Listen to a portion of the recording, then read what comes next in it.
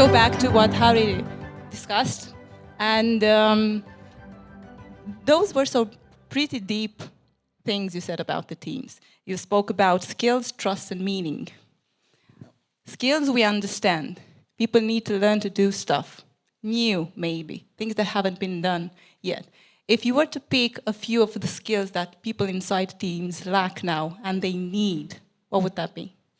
I would say that there's a number of things.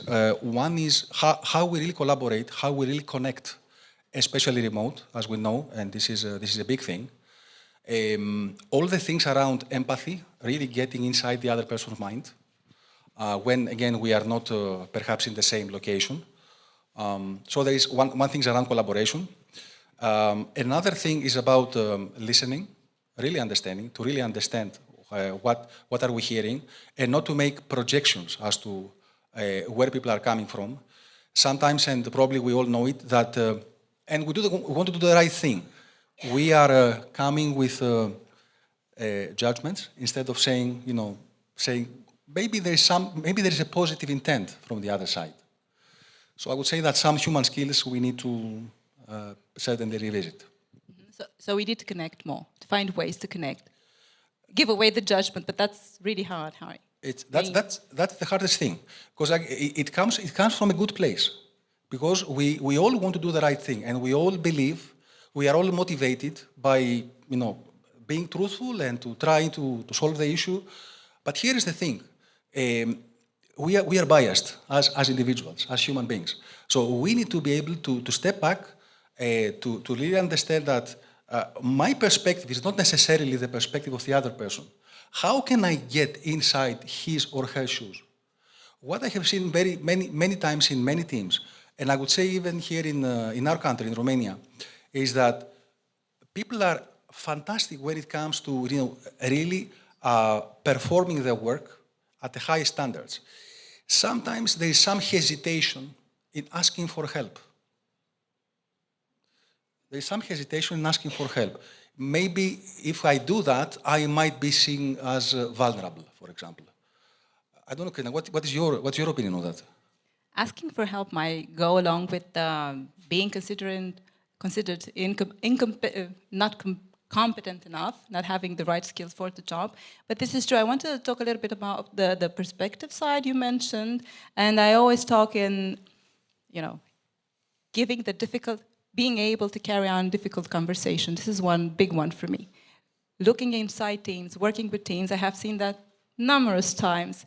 I have an issue, I have something to say, but I don't go ahead and say it because I already have in my mind a scenario as how the other person thinks of the same thing I'm looking at. So I don't go ahead and address the issue. And I fail into being curious about what the other person's perspective is. So I don't do that. Yeah. It's easy when we say it here. And maybe I want to launch a question towards you now. Now that's it. At the beginning. Have you seen the difficulty of approaching difficult conversations inside your teams? Have you? A few.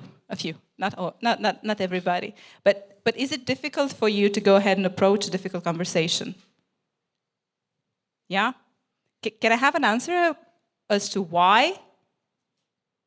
Alexandrina has the microphone, so all you need to do is raise your hand and she'll give you the microphone. So, why? Mihai. Well, one reason would be the fact that you don't have connected already with that particular person, so you don't know how to address him in order to be comfortable responding to you. So that would be one reason. The other would be that you're already connected to him and you don't like him.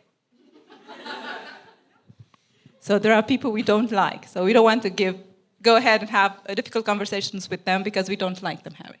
Yeah. What do you say to that? So I think Mihai said it very, very nicely. Here is what comes into mind. And I should have said it when I was discussing about curiosity. So you want to offer some? Hello. So I would put it straightforward and say the reason is that we are from Eastern Europe and we are the first generation that started to work in a different mindset. And for us we had a lot of history that we had to put under the rug, yeah. We came from families that were not loved by the communist area, so it's hard for us, for some of us, to start asking questions. Am I doing this right? Because the first answer I'm going to give it to myself from the start is no. So maybe the generation coming after us, the people that, let's say, are in the 20, 30 years old and starting to have jobs in the teams or positions or even being leaders, it will be a lot easier for them to ask themselves, am I doing a good job? And to ask the partner, the team leader, the manager, what do you think? Can you help? And the second reason is that we have changed very few jobs in our careers. And that's something also that we do hard here from Romania. And because the hardest thing is to get acceptance in the new team. Also here, because there are old people that are used to, I will tell you how this works. So it's hard to change them from the beginning. So it's not, I have seen this more obvious in the teams or in the companies that have Romanian or, that have Romanian ownership, shareholding, so Romanian businesses. It is easier to overcome in corporations that have established in Romania for a couple of years now, or more than, let's say, 10 years. So I'm hearing our history, and I'm also hearing Put it genetics. It's easier. It's genetics. Not, Okay, it will pass a few generations when we take the hardship from. Okay, I see some gazes that disagree with you, but if they will have the guts, they will disagree with you. And I also heard the fact that Romanian shareholders, companies have a hard time dealing with this. More obvious, okay. I know Harry has a very good opinion on the Romanian people, so I'm passing it to you. Well, I'm not putting everyone in the bucket and say the teams. The teams. Or where is easier to have change. Okay. Yeah. I don't know now from which part to unpack it, because it's a big thing. Definitely culture and genetics, as you said, it's important. I just want to bring it to the conversation and not to come with an answer, perhaps a question. How do we lead teams? And what does it mean to be in a team? What is a team? Because what I would like to offer today, as a thinking, and you know it, is that it used to be, and we're discussing about the command and control, the structure is within one function, the team. Now teams are much more fluid. Teams are more networks. Teams are more communities. So I need to be able to step outside my organizational chart, which is actually, I need to step outside my zone of comfort, okay? And I would need to either ask for help or offer help, and I will need to find ways to collaborate when there is no template. So we need to have these soft skills, these soft behaviors. And maybe my last point, that unless we learn, all of us, how to listen better, to really understand what is happening to the other person's mind, this will be very difficult. But we have, active listening. Have you heard of active listening? Why is it hard for us to listen? Why is it hard? And again, it would be great to listen to you, what you think. I feel sometimes, we know we are distracted, number one, or we might feel, that my thoughts are more important than the other side. Now, as we said, this doesn't happen in a way that we don't want to disrespect, but we have to make an effort. Listening is not easy. Yeah, we have to silence. No, it's not easy. Yeah. As a matter of fact, I have a book right here. It's called You're Not Listening by Kate Murphy. It's one of the books I recommend if you want to dive deep into listening. And there are a few ideas she's sharing about why we can't listen properly. One of it is being that we have more bandwidth of thinking rather than speaking or letting other people's thoughts coming in. But they're also connected with what we're hearing. If something is not interesting, if something is not concrete enough, it's not specific enough. For example, when my husband speaks about car engine, I shut down. But if we make the effort, if we recognize what's not letting us listen, on an automatic type of style, we have to make an effort to do so. By the way, people who are married for 2 years, they don't hear each other. I see a hand. I can come back to this if you want, but this is not the subject of this evening. Hello, Yes. everyone. I would like to say something regarding listening, because in the last 3 years, we have reshaped the way of working through the remote working. And it means, at least me working remotely, that I need to schedule for 30 minutes of meetings with my colleagues. And if I have the advantage to steal 5 or 10 minutes to connect to the people, this is a great advantage. But recently, this new style of working, digital way of working, reshaped our relationships, working relationships. And I would say that we need to rethink how to work due to that remote work. That is correct. I mean, yes, we need to be rethinking the way we work. We have something connected to this. About how do we lead teams? Hi, first of all, I'm Alexandra and I love Greece. It's my second home. Lived there for a while.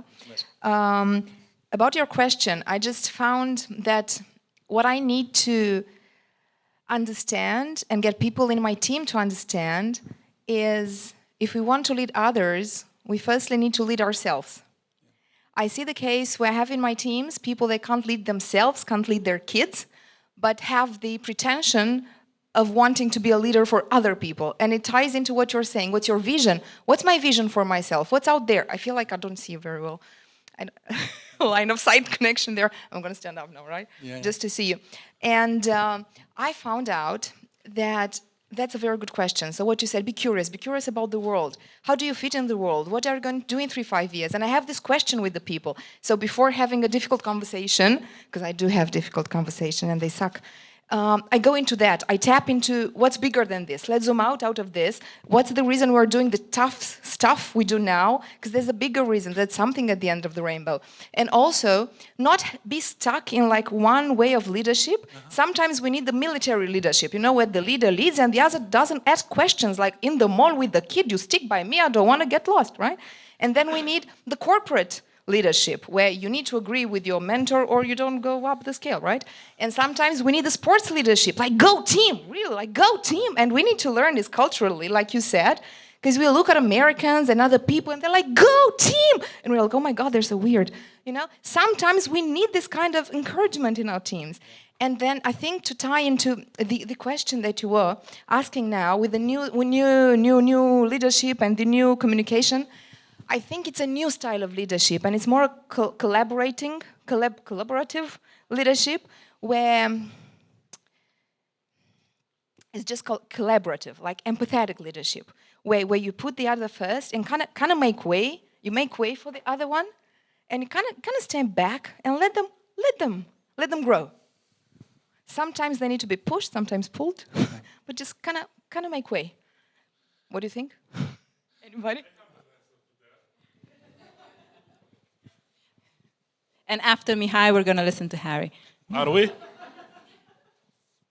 So I think like we're trying to find a pattern here, a template. And that's not the case. I mean, leadership works, but works in a different way for everybody that is in this room.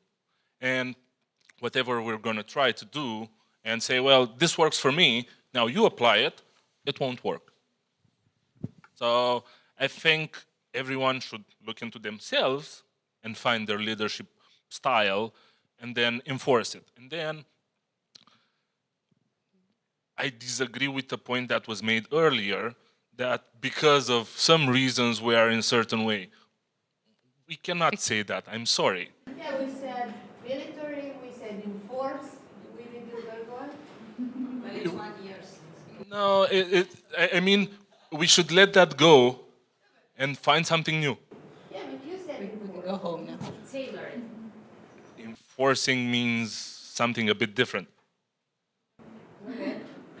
We have time at the end of the event. We have food and wine. You can get wine, and then you can go ahead and disagree with one another in a constructive type of way. Okay?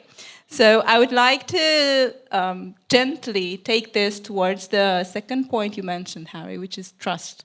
and which is a really big deal. What's happening with the trust in the team? What is trust, for example? What does it mean to have trust inside a team? Trust means that no matter what happens, others are going to have my back. No matter what happens, everybody's going to step and is going to be with me. That doesn't mean that the people who are going to come and stand by me, they will not have the difficult conversations and they will not hold me accountable. So trust is not an easy thing. Trust is not everything goes. Trust is all about reliability and values. Trust is about intimacy. It's impossible to build trust, to some of the earlier points that was made by somebody from the audience, where you said, now with the digital world, it's much more difficult to build this trust, this connection, this emotional connection, okay? And trust, at the end of the day, and I would like perhaps to repeat what I said, it's all about putting yourself last. And here is something, again, Crina and I have been discussing and debating, and we would like to have your insight on that.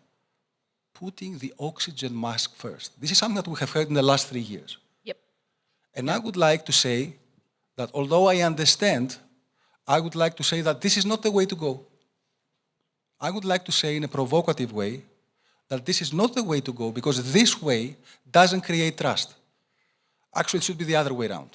And for those of us who know Simon Sinek, I think he wrote a book and he said, leaders eat last. If they're not hungry. Even if they are hungry. So here is the thing, and here is how I'm becoming powerful. And to Mikhai's point, of course, there is no template. There is no template in leadership. But perhaps there is one thing. Somebody can be a leader if he's able to be trustworthy, no matter what is the style, no matter what is the country, no matter what is the culture. And that's the essence. And to be trustworthy, you need to be able to put the others first. Mm-hmm. I would like to add on the trust, if I may. And there are, some people say that there are 4 pillars to trust. Some say there are 3 components to trust.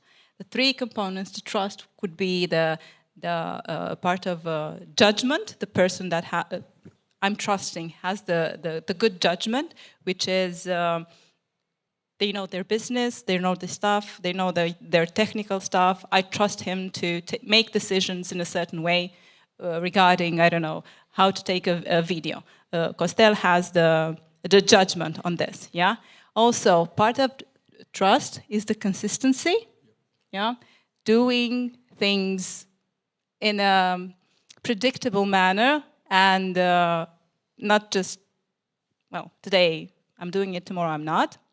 And also there is the part of positive relationships, being able to create positive relationships, being able to manage conflict, being able to go ahead and ignite cooperation between people, giving feedback to people. Yeah? And they did a study, and they said that if you combine consistency with judgment, it's actually less efficient than the situation where you have only the positive relationship making. Yeah, of course, the best way is to have all 3 of them. But if you only have positive relationship, you are better off. If you have positive relationship, you don't have the other 2. Or if you have the other 2 and you don't have positive relationship, it's worse. And if I can build, Crina, on what you're saying, it's a very interesting that you mentioned. There's actually a very interesting study. And this is not only for teams, it's also for couples. Yeah, so it's for any relationship. Okay. So it is what you might call it, and we will send you all this stuff in materials if you are interested. It's the so-called Losada ratio. So what is Losada ratio? Basically, what is the ratio of positive to negative behaviors? So to praising somebody positively versus negatively criticizing. So actually, before telling you the result of I would like to ask you. So what do you think is this golden ratio between positive and critical comments for a team to thrive or for a relationship to thrive? Some of you should know, you've been trained by me. Yeah. How many positive or how many negative? Nicoletta, you were saying something. That's good, but it's a little bit lower. No, it's Okay, Yeah. it might be 5-1, but actually, as Nicoletta said, it's staggering. It is striking. It is not 1-to-1. 1-to-1, that is one positive, one negative, it's the mediocre relationships, actually fragile relationships. The relations that will break, they are the other way. You have more negativity, even if it comes from a good place. Doesn't matter. It's not going to be sustainable. They say in teams it's okay. You can go about with 3-to-1, 3 positives for 1 negative. But in a couple, you need to have at least 5-to-1. So yeah, 6, that would be like heaven or something. Okay, I just want to say about the trust. We were talking about consistency and judgment and positive relationship, and that's depending on the culture. And you know, we talk about Japan and US. I'm US and you're Japan. I'm more straightforward and you're more like, yeah. There are cultures who go more towards the looking at the relationships more. So we call that affective empathy type of trust.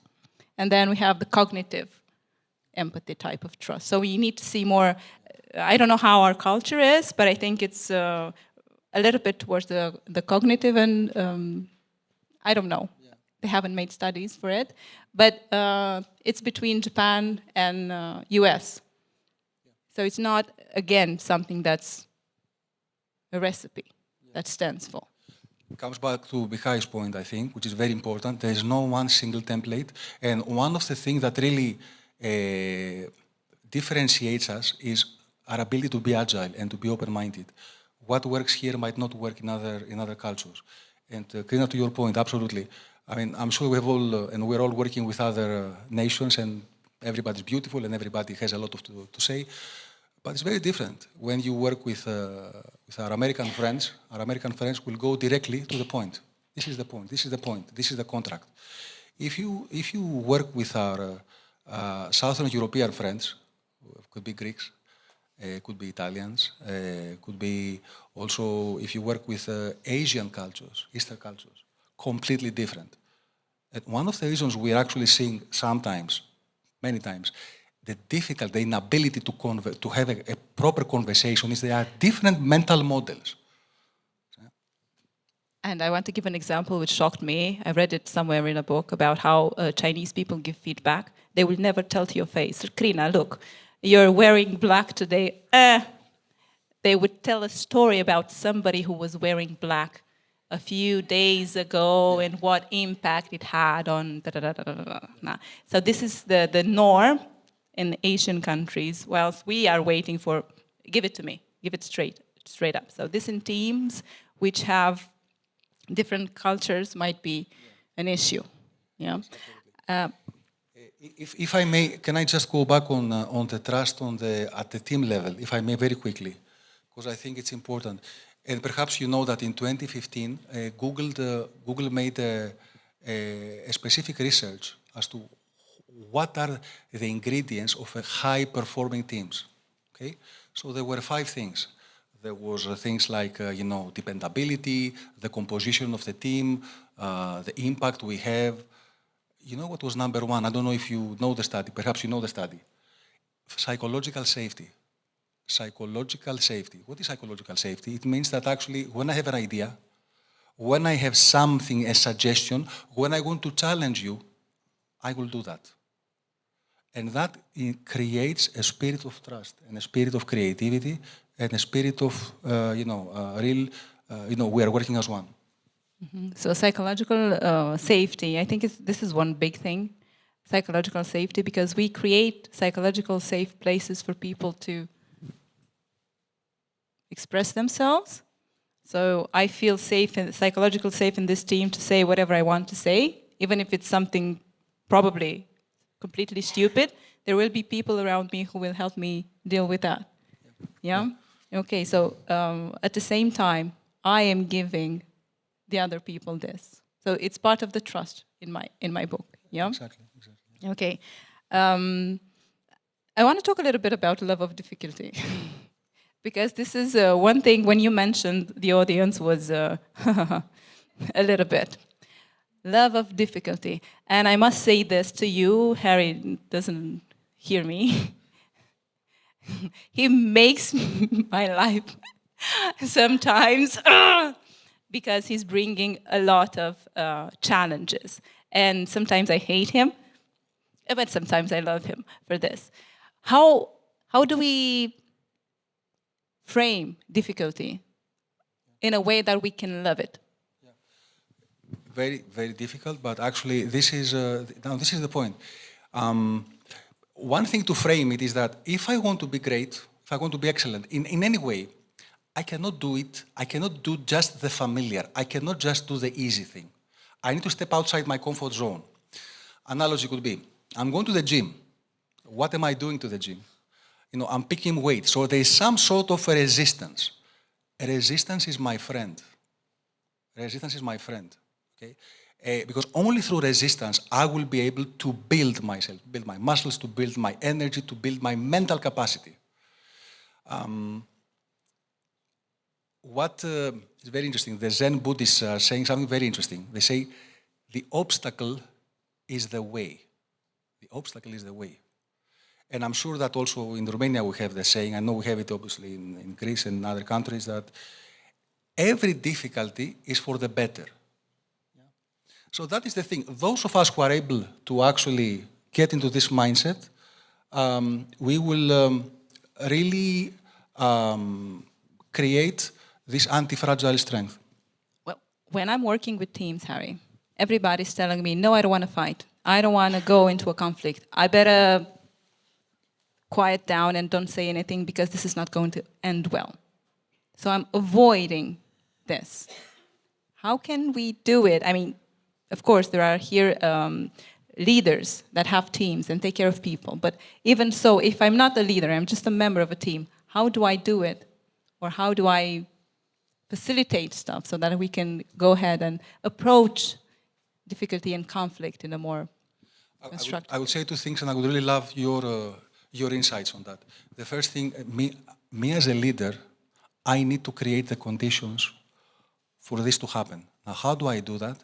I do that by creating clarity on the norms. How do we work as a team? And one norm might be, it's absolutely okay to disagree.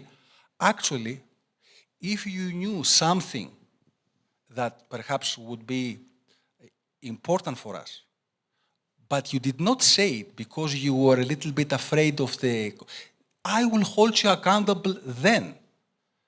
So actually, so it is the norming. There's another thing which is very interesting, and some leaders know how to do it. They are purposefully and appropriately vulnerable. They say, I don't know. How? What do you mean? Yeah. They don't know. They have to know. And I'm not talking about now, with all due respect, teams which are, maybe on the softer side.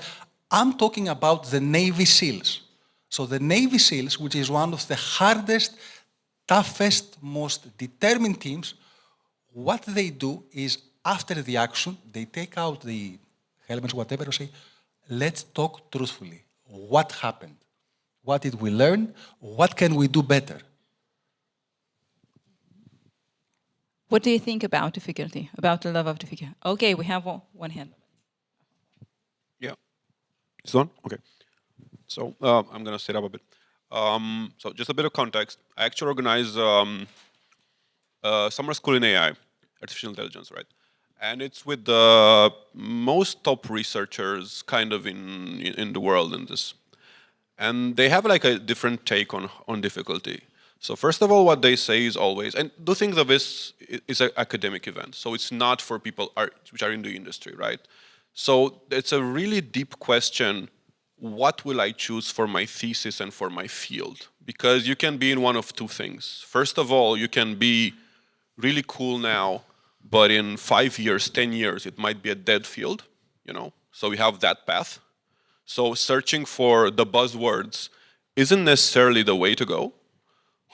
But also, like, you have to stay relevant. The fact that you're accumulating knowledge in a field is important, right? So I just want to pick your brain on this, but what they suggest to some extent is, yes, you're right, always pick something hard, right? But they frame it like in this idea of being micro-ambitious, meaning for 6 months, don't think about it. Like, do it. Go deep, talk to your peers, talk to whoever, do good work, do good publishing. But each 6 months, always give your time to pivot, meaning look around, see, does this still make sense? Is what you're doing still relevant? Are people still citing you?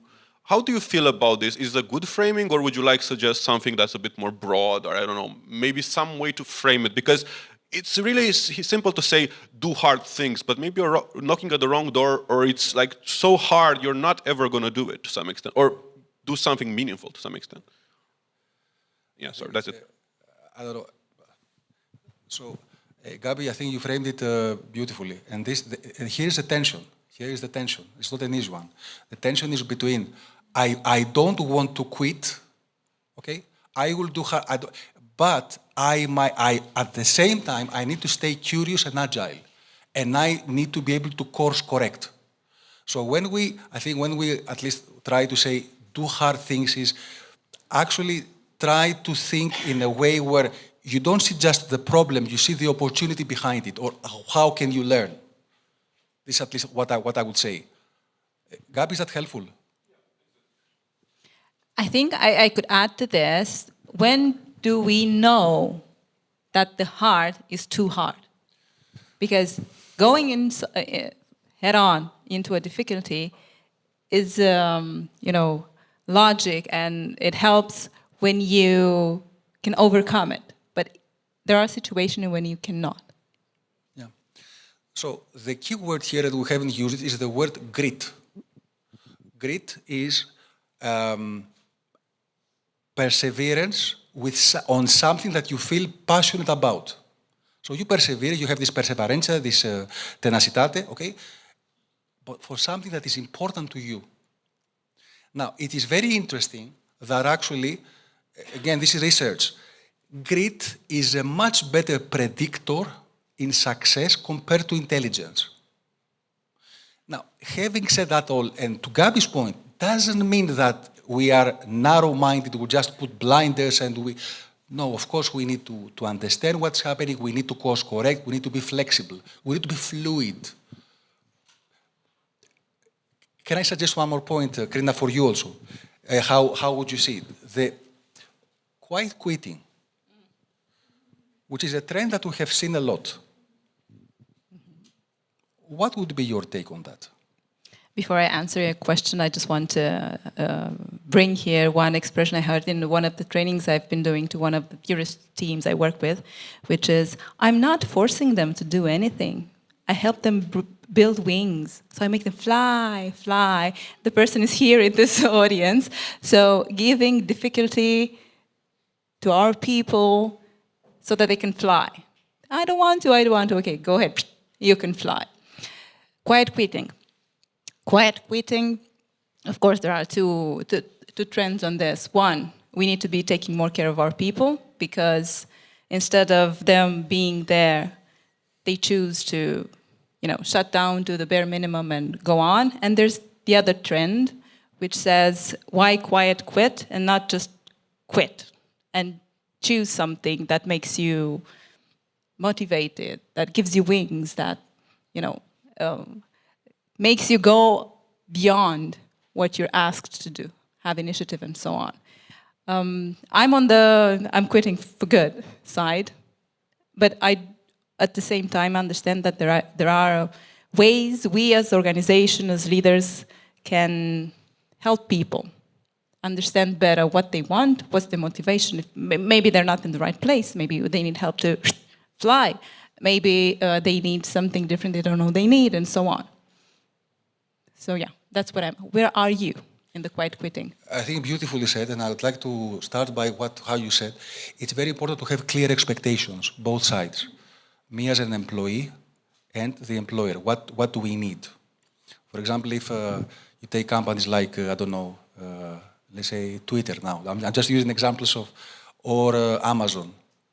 They are really, really tough places, really, really tough places. But nobody's forcing you to go there. So if you go there, it means that you go there because you want it. So this is one point. The second point is that this quiet quitting obviously, as Crina, you said, it's about, on the one hand, I want to set up some boundaries. I don't want to go above and beyond. So in a way, I want to do the bare minimum. Here is the big question for each one of the people who are going through the experience to ask themselves, is that meaningful? Is that a meaningful way to live your life? Because here's what it is, and this is deep. Unless we do things and we are all in terms of, dedication, devotion, difficulty in this sense, it will be really almost impossible to find meaning and to find real happiness. We will go through the motions, I guess. But again, I would love to be challenged on that because I know it's not an easy topic. At the same time, setting healthy boundaries, it doesn't go hand in hand with quiet quitting. I'm setting healthy boundaries because my employer has all the freedom in the world to ask as much as he wants from me, and I have all the freedom in the world to say no or yes. So I need to be choosing right so that I don't go into burnout, because there are so many opportunities and all of them are beautifully and extraordinary and they help me grow and whatever, but at a certain point I need to stop. So this is, in my book, is not quiet quitting. Setting healthy boundaries. I need to take time off to spend the evening with my kids. I need to take time off to go to Greece and have a 1 week diving in Skiathos. Yeah? So quiet quitting is coming to work, doing the barely necessary. Yeah. Okay, challenge me on that. Yeah, no, again, spot on. I mean, Crina said it again better. Obviously, there is a lot, and we know better now the science of engagement, so how I'm putting the effort, and at the same time, I'm taking resting, and I'm actually, I'm taking breaks. We know that, and we know that if I am to be high performer, and elite athletes know that all too well. We are just now understanding that also in our organizations. We need to do that both. So we need, on the one hand, to be very intensive and intentional, and at the same time, we need to be mindful to optimize this stress. So that's a very big point. That's a very important point that you're making. And I think you need to feel the motivation. You're not going into work, not again. This is a sign of, that's not good. You need to be doing something. So do we have people not in our teams, in teams, that we feel they're quiet quitting? 1, 2, 3, 4, 5, 6, 7. And do we know why? Have we explored that? Alexandra, give them the mic. Do we know why? Okay, so yeah, I actually do know why. And it is one of those things that it's a mix of people, being in a comfortable place, meaning they earn a lot of money, right? Or so they have software a good development kind of context. But it's also like they have found meaning outside of work. And for them, quiet quitting means more like, I can work 2 or 3 or 4 hours a day, get this job for 8 hours, then focus the rest of the day on the things I like. So for them, it's actually quite a balance to some extent. And I'm kind of I'm not at all. I actually work very hard, but I really respect a lot people that find balance. I would never manage to do that, but they find balance with their life, with something, and just say, hey, listen, I'm a 9-to-5er. I don't really care about work that much. And it's fine if they're happy. I mean, but as a manager, it's very hard to empathize because to some extent I'm just mostly grasping on straws. I mostly am trying to put myself in their shoes and try to understand why this is good for them and make sure that they're not kidding themselves. So it's not like they think they're happy, but make sure that at least it's advancing on the other side, their passions, their hobbies, their whatever. But to some extent, again, for me, it seems a bit half-baked, You either go one way or the other, Why not fully dedicate yourself to your passion? So, but again, at least for the people in my team that have this, seems to work for them. They've been doing it for some time. But does it work for you? Does it work for the organization? But the idea is like, it does work for me because they do their job well. So I'm not like forced. They're not doing that much bare minimum that oh, they're useless in the team. But to some extent, I know they can do more. I know they could take new assignments. I know they could be, let's say, you could propose for them to be managers and they don't want to, or things like that. But they're like, no, I'm fine like this. I really want nothing more. Is this quiet quitting, Harry, or is this choosing my life? Yeah, again, sometimes we in the HR profession like to put labels, and to be honest, when I first saw the quiet quitting, I couldn't understand what it is, so I had to go deeper. So I think, Gabi, the way you say it makes a lot of sense. And at the end of the day, we are not here to prescribe how people would live their lives. This is not our job, no. I think what we are trying to do is to get deeper into the human nature, into the human psyche, to understand what are the, if you like, the drivers of motivation. And if we as leaders can do something even different or better to help people to be at their best, and also to make sense for the organization. This is why I said it's very important in these discussions or in these issues to have very good discussions, to have clear expectations. This is what I want. I want the 9 to 5, and this is the organization. If it's okay with that, that's fine. But there's another issue as well, linked to that. Thinking of the recent pandemic that impacted all of us. Sorry, can you hear me? Okay. I think another problem is the fact that some of our employees cannot name the problems they have. They cannot identify, and specifically due to the fact that we have faced the recent pandemic and the consequences that came after. So although we are doing our best and putting all our efforts in and trying to offer the right context as an employer and helping them and being there for them, not forcing them to open to us, but just making sure that they have all the comfort to come to us and share and not being pushy, nothing, but they still cannot identify their problems. And that's why they decide to choose another, quitting. Stay quiet. Stay quiet, exactly. I think this is one of the things that are really big because we have an issue, but we don't know exactly what it is. And I just want to mention, there's one over there, in a minute. I mentioned one experiment. I think they did it in a call center company in Mexico or something like that. Call center being the type of business you go and stay for 1 year or 2 years when you're at the beginning of your career just to make a buck. Yeah, and it's stressful and you don't want to grow all out of that. And instead of trying to get people to stay more and more and more and more, what they decided is that they would be doing the 6 months, the 1 year, the 2 years, they would be staying the best. So they would give the best of themselves during that period. And what they did is they had discussions with them. They brought in coaches and they asked them, what do you want to do when you grow up? What is your biggest dream? What is your crazy dream? What do you want to do? I want to become an astronaut. Great. I'm giving examples here, yeah?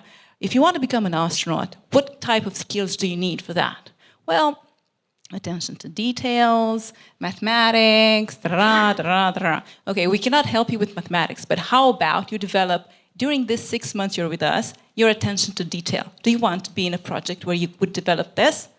Yeah, so they would start finding motivation for themselves, doing this, job, but I am behind doing my job, developing first my skill of paying attention to details. But we need to help people to do that, right?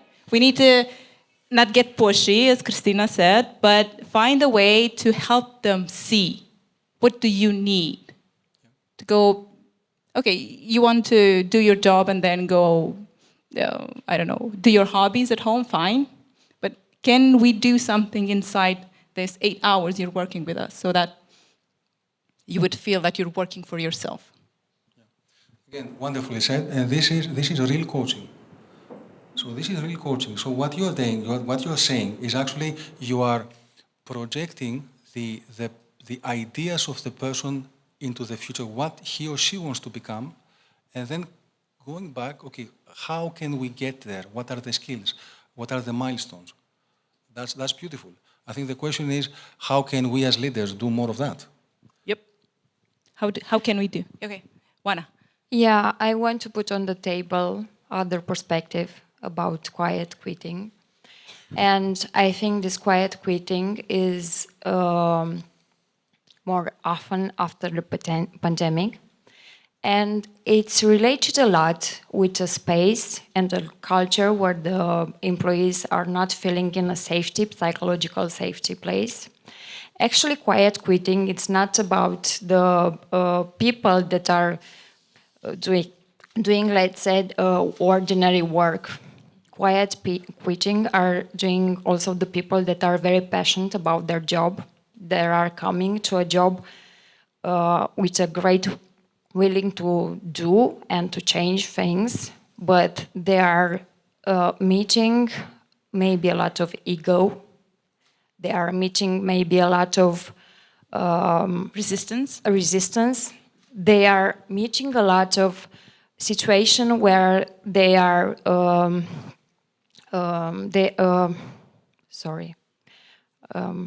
lapsus in my mind. Say it in Romanian. We have translators. Their ideas are pulled back, and especially in the organization, there is a lot of politics, a lot of chaos, a lot of double agendas. So that person that came with an open heart came, and in a short period can meet with burnout, because actually there are also psychological things that happened. And I think leadership, in my perspective, it's a journey, and it's important to understand as a leader that it's important your journey, your personal development journey, your healing journey, because all the discussion could be, we can agree to disagree and then to commit, not create conflict. But this means an emotional maturity. And the emotional maturity, it's not about identity card. Emotional maturity is how much did you expose on the experience, how much did you grow. And I think leadership is about humbleness. And in my perspective, I'm brave enough to say it's about loving people. In my perspective, if you're not loving the people, you can be a great manager and to put on the table a lot of technical skills, but to be a great leader, you have to love the people and to understand that this is the beauty, to empower them and to create them a place where to grow. Thank you, Juana. This is very beautiful. Harry, you have something to say about that? No, just to say that is, I couldn't have said it any better. And really, I love that you use the word love. Love is the fuel at work, and we don't say that. And I'm not talking about romantic love. I'm talking about love. Love about my colleague. Love, not about what I do, about who is going to be impacted from what I do. No, love the community, love the team. That is so important. And I think in this journey of emotional maturity, we are all on this journey. And this is a lifelong journey. Perhaps what I would say is that, again, leaders need to step up, obviously. Me, myself, I have somehow started to think a little bit differently. In what sense? Of course, leaders have to do that, but it's also each one of us as individuals. We need to answer the question, to the problem. For example, I am in a workplace that, yes, I love it, but there are politics, there is this, there is that. What do I do? It's very honorable to say, I don't want to be part of it, so I will either quit or I will quiet quit. It's okay. You might say, okay, this is a test for me to see how I can develop my skill set and my mindset to be able to make a difference. There's no one better way, but each one of us has to put the question and to to have the introspection and to answer this question. Okay, so we connect quiet quitting with the love of difficulty. We have to, right? We have a hand up over there. You don't need the mic. Just a short one. So, isn't it changing the system from the inside just another option? While you're there and you have some sort of platform, just changing the system and the politics and all that, I'm not going to say swear words right now, isn't that an option as well? Yeah. I would say yes, and if you want to change the system, have kids, get them to school, and then be a president of the parents' committee. That will give you, yeah? Try to change the system from that position and see how that works. Yeah, you're a leader, you're like, oh, look, he's the leader. No, it's not the leader. Politics, double agendas, one I mentioned. These are tough things that I have seen inside organizations that make people lose their motivation. People that want to, they have tried once, twice, 3 times, and they just given up. And it's either because I have credits, I have a family, I have a house to pay, and I need to be having this kind of salary. I'm not quitting for good. I'm just sitting here and, doing whatever I need to be doing, just not to get kicked out. Yeah. I have tried to change it. I couldn't, so I quit. So it is what it is. What? No? But can I go back to Mikhai's point, which I think is really, again, to very, very spot on, which is changing the system from within. Mikhai, if I understand correctly what you said, okay? Again, this is very powerful what you said, and this is allow me to say this is very heroic, and I say in the good sense, because sometimes when we talk about heroes, we have the wrong impression. You might listen, we don't want any heroic leadership anymore. No, we do. No, we do. What's a hero? A hero is a protector. A hero is somebody who will willfully sacrifice something because there is a meaning behind that. A hero's best weapon is love, as we said before. So I would say there's a lot of, there's a big case to be made that if I want to change the system, I can only do it from the inside. So we're not expecting somebody to come in and change the system for us. We can...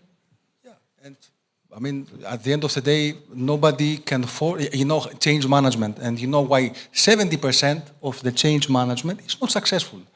Because people are trying from the outside to dictate. You have to change. It doesn't happen like that.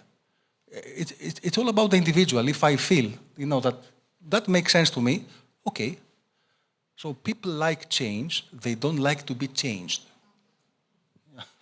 Okay. Can we connect this to meaning? Because you mentioned meaning, having meaning. And this is important for individual, but also for workplaces and finding meaning to what I'm doing, with whom I'm doing, what am I working on. What is your take on meaning? Why do we need meaning? Yeah, again, various and researches as to what drives motivation. And again, always the caveat that we are all different, to be very clear. There's no one size fits all. However, there are 3 things that people are very, let's say, driven by. Here are the 3 things, and probably you know them. And they are all intrinsic. They're not extrinsic. The first one is I have enough autonomy in my life.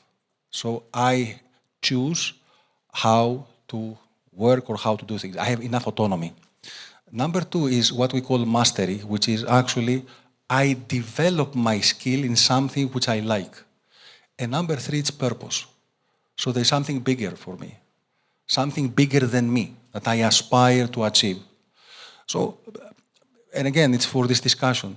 Unless we have a bigger purpose in life, in anything, the motivation is not going to be sustained. It's not going to be really, really strong, one could say. What do you think about meaning? Do we have ideas in the room about meaning? Do we look at our teams and ask ourselves, maybe what's the meaning this team is finding in the work? Do you know what the meaning of your work is? Make money. Oh, that's one meaning. Having a relevant experience. What? Wake up people. Okay. Add value and comfort to life. Add value and comfort. Add value and comfort to life. I'm an architect, okay? Mm-hmm. Helping people. Educating people. Who's educating people? Small people. Also small people, Laura. Managing. Educating people. Mm-hmm. Okay, so do we have people who don't know what their meaning in life is? Take it from me. I think I'm going in a... Go, Gabi. You don't know what's your meaning in life? Okay, we need to talk about that. Can you give him the mic, please? Can you elaborate on that? Yeah, so I don't necessarily think meaning is something that's external. It's something you build. So I'm really fine not having a meaning. But I do have things that I'm passionate about, but I'm nothing that I say, oh, this make or breaks me. If you would ask me what I would like to know to do in the next 10 years ago, I would never say what I'm doing now. So for me, being meaningless, it's fine. As long as it's enjoyable and you like what you're doing and you love what you're doing and you like the people you're meeting and, it feels good. To some extent, for me, it's good enough. It doesn't need to be some hero's journey. So some hero's journey. Yeah, maybe that's the meaning, So for me, it's like, yeah, passion is important. A lot of things are important ingredients, but I can't really just say it, oh, my meaning is to teach people, or my meaning is to, I don't know, be the best doctor in the world or whatever. So for me, at least, that doesn't work at all. And it's fine. I've learned to accept it. So I don't ever think of the 10-year plan, if that makes any sense, or the 5-year plan. But I am trying to be very passionate about what I'm doing now and just switch from time to time. But there is no, at least for me, there is no meaning. There is maybe things that I like, but never like a very driving thing or something that needs to connect them all. They actually do in the end, because talking about people, they have passions, probably I'm still the connection, or the people around me are still the connection to it, but it's never like a planned path. It's never like, oh, I'm going to do this, then I'm going to do that, and then I'm going to develop into that. And I try to have at least some plan, like the next thing that I do, to have some connection with the old thing that I did. Let's say at least 50-50. So it's never like I start something from scratch that I know nothing about. So I try to see how I'm going to bring value to this, or why am I doing this. But it's never like planned, if that makes any sense. So for me, meaning is quite random. I think people give meaning to things, but I don't think meaning kind of exists on its own. Yeah, I mean, that's again a good point of view. What is the meaning in life? This is one of the most difficult questions, and there's no one meaning in life. Okay, and we as people are giving an answer in a very different way. For some, it is to create something. For us, is for others to have an experience, or as you said very nicely, to educate, to help. I think what we are trying to say at the end of the day is that, and I think, Crina, this you clarified with your discussion. Do people in our teams, do they have a crystal clear idea of why they are doing what they are doing? Because that's a very important ingredient. If I don't know why, what is the impact of my work, or if I don't know that I matter in my organization, then obviously I'm, again, going into the quiet quitting. Yes, exactly. Vine microfonul, vine. I found out in a tough way that when people are quiet quitting, it's my responsibility as the leader for that. Because sometimes I'm tied up into my meaning, what I want to do with my team, and I forget about their own individual meanings, because they do it, and we work collaboratively, so it doesn't apply to maybe an hierarchy. I don't have employees, we work collaboratively, so when we do teams, we do it on a handshake, right? Of course, there's contracts and crap, but we do it on a handshake. So I need to remind from time to time what is their meaning, what is their dream, what is their purpose, and build on that, and on his dream and her dream and his dream and her dream, and just find, because then that's quite quitting. So, yeah. I would say not to be so harsh on yourself. Of course, there is a contribution you have to this. You should, if you can, do that. But at the same time, there is also responsibility towards the person that wants to quit and come forward towards you and say, look, you know what? Not this one. Maybe next time. Okay, so yes, go ahead and do that. Tell people that what's your dream, what do you want to do, but it's not your responsibility fully. Okay? I have a question. Yeah. Is this quitting maybe an effect or like a following of the lack of social connection? Because we are like working remote, we don't interact as much, we are not involved. So at the end of the day, it's much easier for you to get to say like, okay, I had enough, or I don't like this experience, I'm gonna quit and find something else. Alina, yes, 100%. 100%. So the feeling of I belong to a community. Once I lose this feeling, then obviously I'm getting disengaged. Quiet quitting is another name for disengagement. So if I don't have the sense of connection, obviously I feel that I'm disconnected, I feel disengaged. Absolutely, yes. I was actually speaking with someone, and the podcast episode of Mind the Training podcast will appear on Tuesday about this. We talked about remote work, hybrid work, and multicultural teams.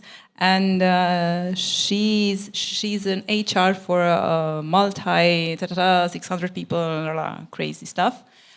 And she said, quiet quitting did exist before the pandemic. We just didn't call it that way. Yeah, there were people who were, and I said underperform, and she said, no, not underperform. People who are doing their job, they're performing up to here, but they're not striving for more. They don't reach out to get more. To which organization won? Yeah, we want high performance. We want super achievers. Okay, I'm giving you this job, and you're doing this much job. And we haven't discussed that up to now. If we talk about Generation Z, okay, so which is the younger generation that is coming now has come into the workplace, and in a few years it's going to be the dominant one. And it's very interesting to observe the way, and it's difficult to stereotype, but we understand the ethic, we understand the way of thinking. And on the one hand, somebody might say, of course, you need to be picky, you need to choose, you need to find the best option, okay. On the other hand, discussion we had before, are you really determined to go all the way and to try, or in the first or the second difficulty, you will give up? That's a big question. I think I want to pass this in the audience, because I know at least 5 people who have an issue with the Z-Gen. So, come out. What do you have with Z-Gen? So, now it's going to be a funny moment, because I'm going to agree with the fact that they disagreed like an hour ago, that because we're living in Romania, and because we're living in Romania, and up until the 90s, we didn't have any generation or something.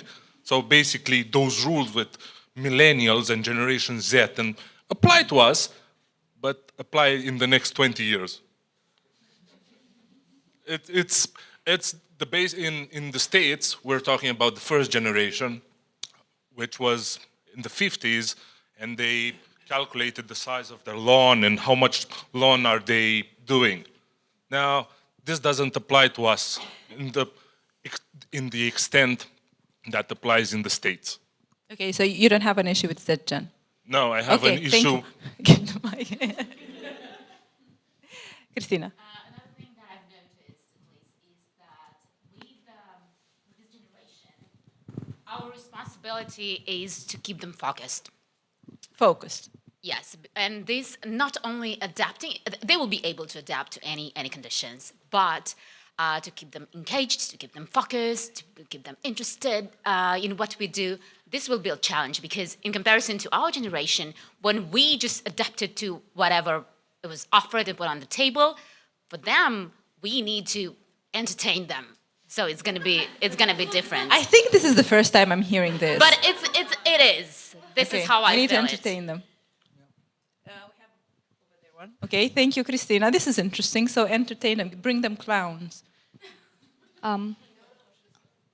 I think the Gen Z or whatever, the 20-year-olds, are more orchids, and the old people are more dandelions. Say what? And you can and you can elaborate on that because you know the theory. They are more like orchids. They are very easily disrupted, and they lose focus very quickly. And if they don't see change immediately, like in a snap of the fingers, they tend to bow out. I'm out. Okay, there was here a hand. Thank you, Alina. For me, it's a theme close to my heart. Actually, 4 years ago, I think 4 years, I made a study about Z generation and also in IT companies. And I have a daughter that is a Z generation, and she's wonderful. And I think that Z generation came like each generation with qualities and also with things that they need to work. And yes, they have a lot of lack of focus. But it's important to wonder why is that. And it's a generation that has access to phone, to internet. They're digitally born, yeah? They're digitally born, but more than that, they are practicing unfocus, not focus. And also we have a generation in Romania that is very sad, but with kids that are growing on internet and they're exposed to things because either they have parents that are in other countries, either they have parents that are not at home because they are in multicultural organization working. And we have a pandemic of anxiety and depression.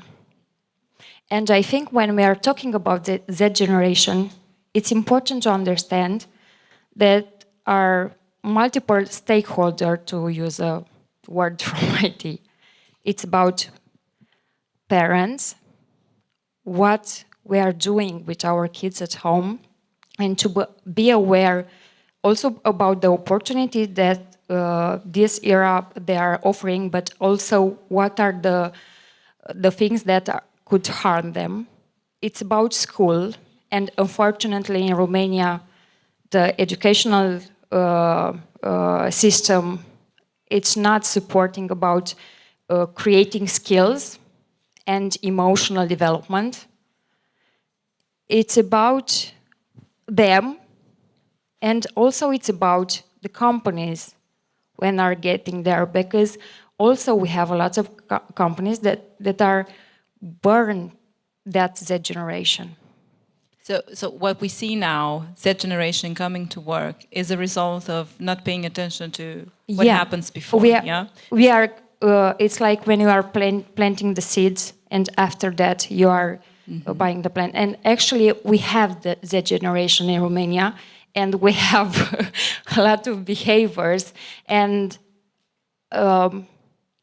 it's about also a crisis of values, because we are talking about leadership, about companies, but it's important also to speak about the values that are answering at the question, what is important for us?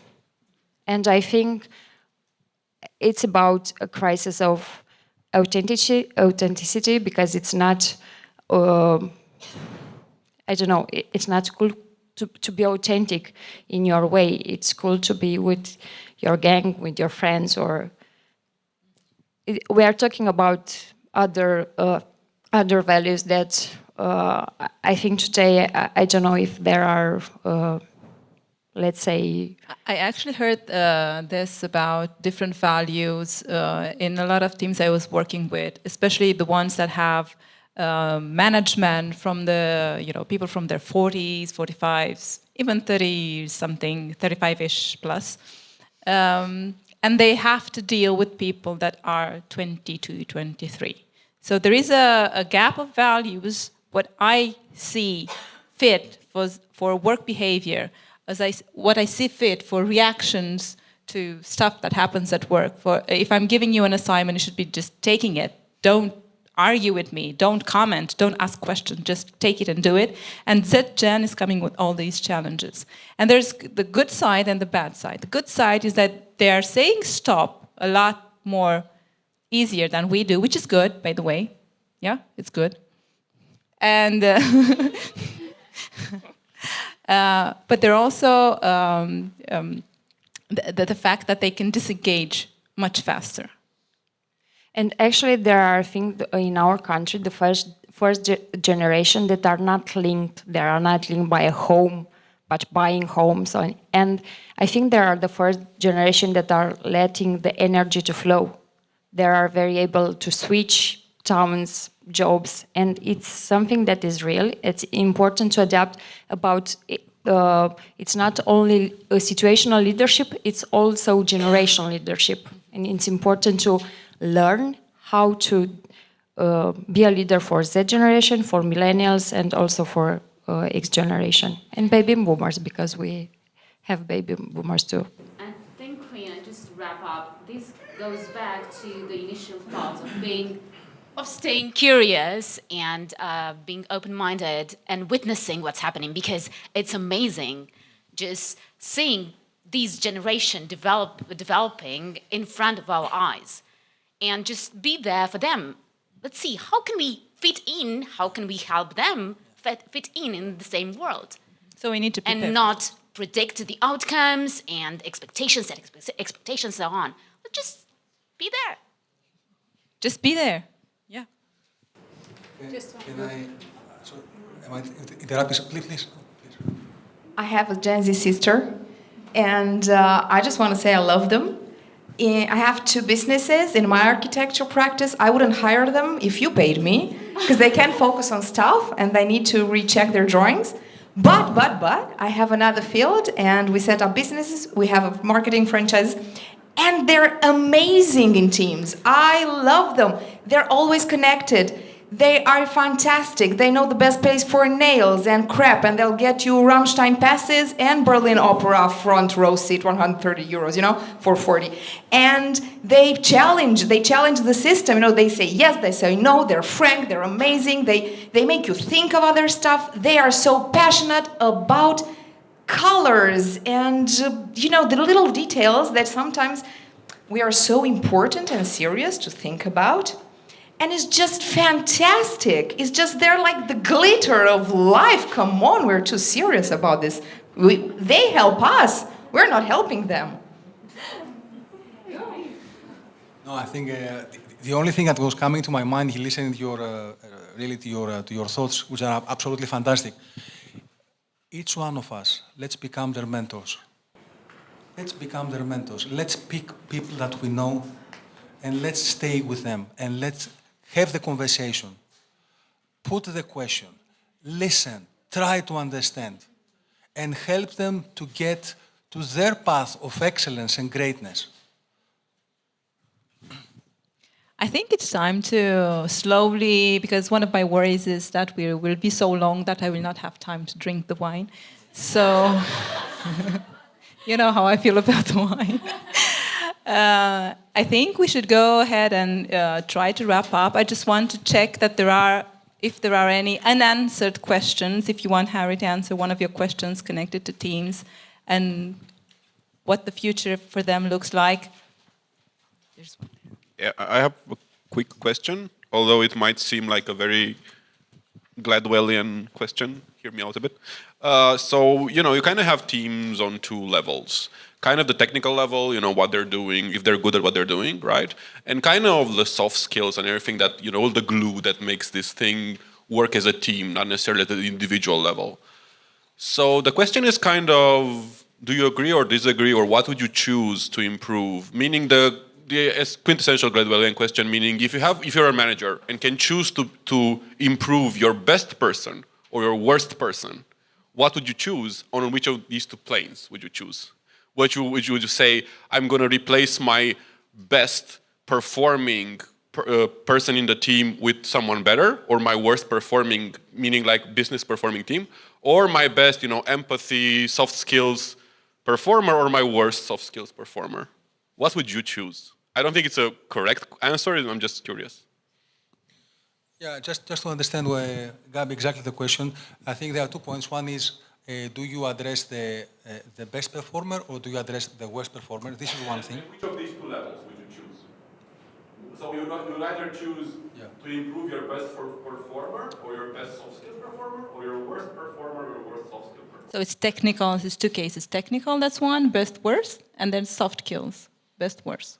Yeah. How did you choose which one of these 4? I think you could pick only one. Out of the 4. Out of the 4, yeah, you could pick only one. And I think they're also different people, so you're not like stuck with the same person. You gave him a hard scenario. Yeah, it's a hard scenario, and I'm not sure I have an answer, to be honest, on this one. I think what I would do if I were the leader of the team, and I apologize if I don't answer your question on this one, is I would say, okay, what does the team need now? Okay, and one of the things that creates conditions for excellence is high standards. High standards. So I have seen many teams, and you have seen many teams who fail because some of the people are accountable and they really uphold the standards, and some do not. And there is a sense of lack of fairness. So I would try to avoid at any cost this scenario. Now to your question, where would I put more emphasis? So to the best or to the worst? I don't know. You know what they say, and I work with a lot of leadership teams. Any team, before you get any strategy plan, you have to have the right people on the bus. You have to have the right people on the bus, and then you can go somewhere. So if I don't have the right people, that's an issue. And I will do everything to find a way if somebody can actually get to a different level. I don't know if I'm asking your question now. Thank you. There is one question here. Christina? Speak loud. Okay. I was just curious, what is your perspective in terms of globalization and localization when it comes to teams? Yeah. Because it's a topic we haven't touched. Well. And it's interesting how to balance that, especially when you have companies with the ownership in the English-speaking countries, let's call it like that, or a specific language being dominant in a company, or culture. Okay, 2 things very quickly, because I'm sure we all have. The first one is we witnessed in the last year the deglobalization. Okay, so it used to be everything about globalization. You might recall a guy called Thomas Friedman. He wrote a book, The Earth is Flat, if I recall it. And his main point, it was one of the most popular books. It's all about, it's global. We understand that this is not the case. Every culture is different. We are all different. And in order for us to be united, we need to be inclusive of the differences. So I think to your question, I think any wise leader, any wise team would need to see very carefully, the diversity, the inclusion, the sensitivity, the understanding of different cultures. Otherwise, it's not going to be relevant, I would say. And I would encourage you, Christina, to give Harry a glass of wine and ask him more about that. Carmen? I've seen beautiful people, wonderful people, just who didn't fit together. So when is the time to quit and say we didn't have the right chemistry to work together and we can be just wonderful but in different places? Again, it's a beautiful question, and this is the hard conversations we need to have. And sometimes we don't do these hard conversations to be explicit as to what we want and what the other person wants. And it's okay. I'm very open to you. In my experience, in my career, I had to ask people to leave the organization. It was very, very tough. How I framed it, you're actually not leaving. You're finding a different place to find yourself, to find your joy, to find a life. So in life there are entries and there are exits, and that's okay. This is how life is. As long as we are all clear and we have the conversation about that. I would add something really small, and then we can wrap up and have wine, please. Both Carmen and I are certified trainers on PCM, Process Communication Model, which is a model that shows you how you are, what type of communication you prefer, how do you see the world, and stuff like that. I like to say to all my participants, this is yet another way that you can look at people. It's not the way, it's another way you can look at people. Yeah? And you can identify in this theory how much energy sometimes you need to waste with some people, sometimes waste with some people, and why sometimes you click with somebody and then with somebody else you just, it's exhausting, yeah? And when you identify what that is and you work on that, then you can make a decision maybe. I can do this, or this is not going to work from the start because it's going to be a lot of effort from me and a lot of effort from you. We have different languages, we have different ways of looking at the world, and it's going to be hard to put these two together. But yeah, letting people go from our team, I call it a leadership decision. You need to be taking these decisions. And to Gabi's question, I'm a bit more US on this one. And I'm going to say I'm going to invest on my best, because my worst, it's that the line with what we do with our kids. When they do math, they do literature, they do drawing, and they do sports. Yeah, well, they're very good at math. They suck at sports. What do? We send them to get prepared at sports, yeah? This is not a good example because we all need sports. But let's say they suck at drawing, yeah? We just send them to preparatory lessons to learn how to draw so that they have a straight A line. Instead of investing in the top, so what we do when we invest in the low is we flatten the line. So we get them mediocre all over instead of investing in their best. That's my opinion. I'm US. Just 10 seconds to Gabi's point, and this is why I think it was difficult for me to answer.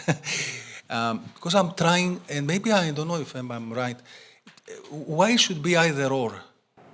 Why because you can make only one and you have the resources in the team to hire or improve only one back into the team. Not necessarily because in theory you could do whatever with infinite money, but you probably also have like a budget where you have to pick one.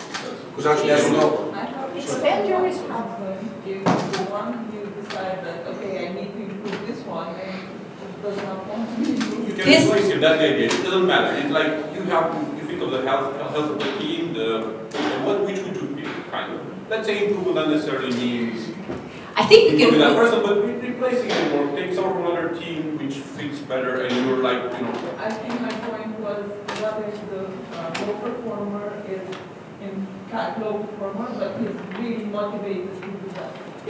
Yeah, that's interesting because on one scale he would be an underperformer, the last one, but on the other scale, if you choose the lowest performing person in soft skills, he would not be the lowest performer. So this is what I'm saying, what would you choose? Because to some extent, you have like a local optimization, and you kind of want to become a team optimization. And of course, the local minima is not always the global minimum. So when you want this, it's just like you're comparing apples to oranges. You can't just go with maths and say, oh, this is the optimum choice. It's more like preference to some extent. So in principle, no matter what choice you make, It's wrong. Gabi is the tall guy with blonde hair dressed in gray. You can find him next to the glasses of wine. Okay, so let's wrap up this. Yes, I haven't forgotten. People want to win stuff at the tombola. Because we have been so nicely helped by the people with the sound, and they need to be going, and because they have other engagements. I want to close this discussion, but please stay. We have food, we have wine. I hope you enjoyed this. let's continue the discussions, pick on Harry, pick his brain, and we'll have some more discussions about this. So, with the tombola, write your name and email. There is a bucket with butterflies over there. Put it in there. I'm going to give you a few minutes, and then we're going to do this with the food and glasses in our hands, okay? Thank you very much. Thank you, Harry. This has been a pleasure.